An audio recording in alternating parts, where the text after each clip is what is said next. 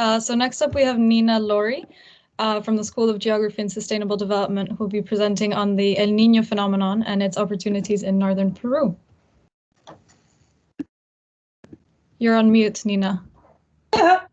It's a pleasure to be here, I was saying, yeah, we still learn how to mute and unmute. I'm going to share a screen just with a very few number of slides on, and it's really nice to see everybody in sunny parts of the world. I'm as jealous as hell.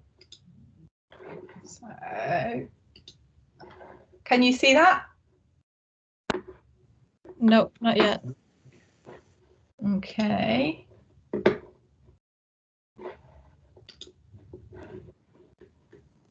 Yep. Now, can you see that?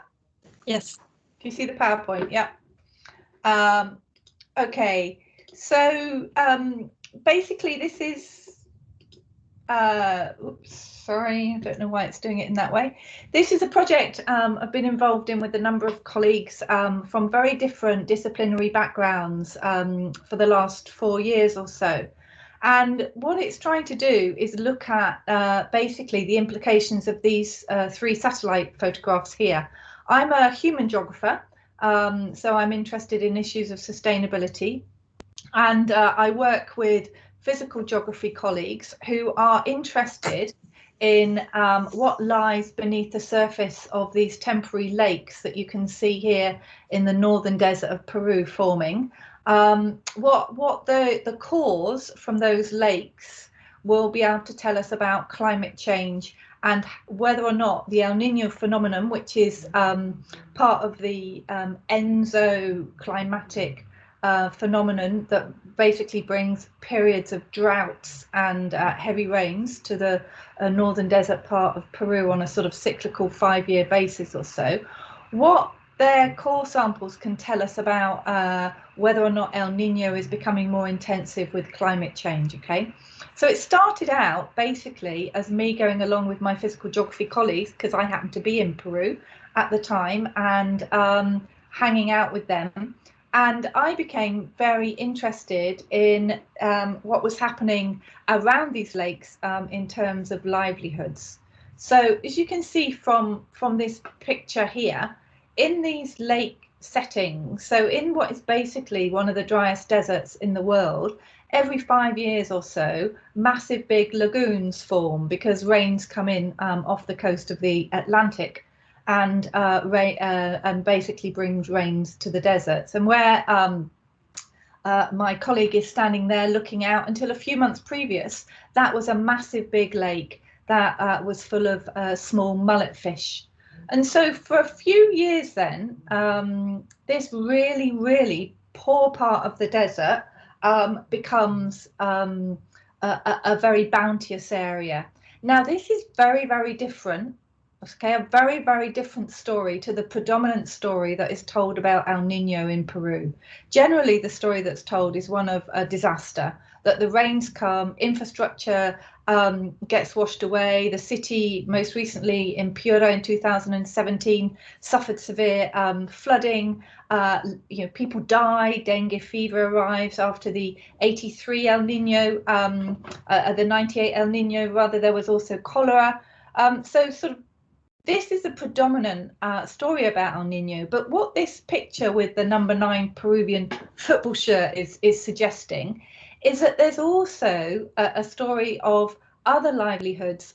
Livelihoods up to now have been very, very marginal in the desert, who nobody sort of really pays much attention to.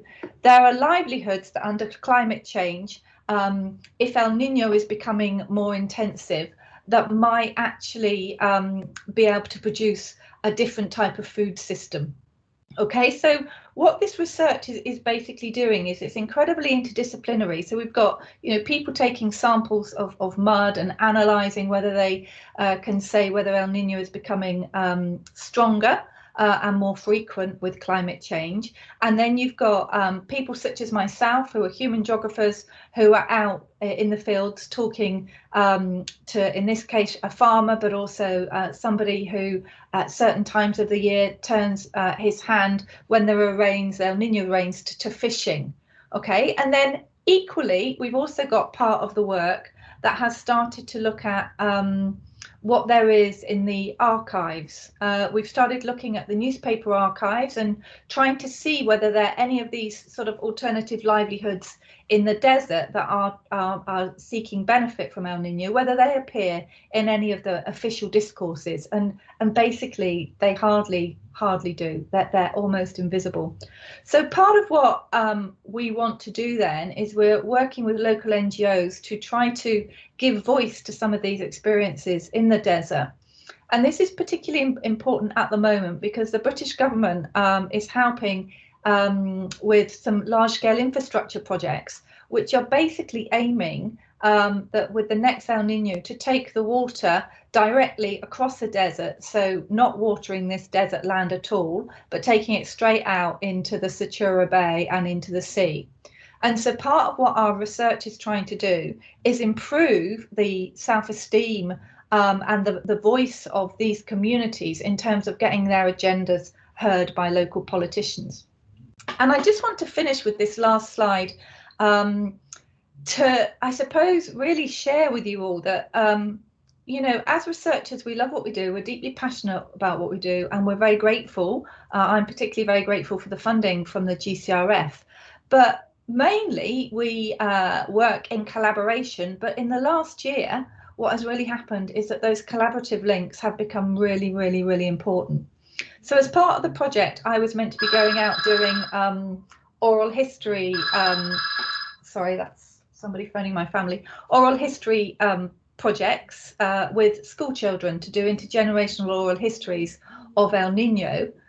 But because of COVID, I couldn't do it. So what actually happened was the school and the NGO did these themselves. They developed a digital curriculum where they delivered online training to these really, really marginal areas in the north of Peru and encouraged the young people to do their own oral histories themselves. And they put this, the school then put this forward for a local innovation in education prize.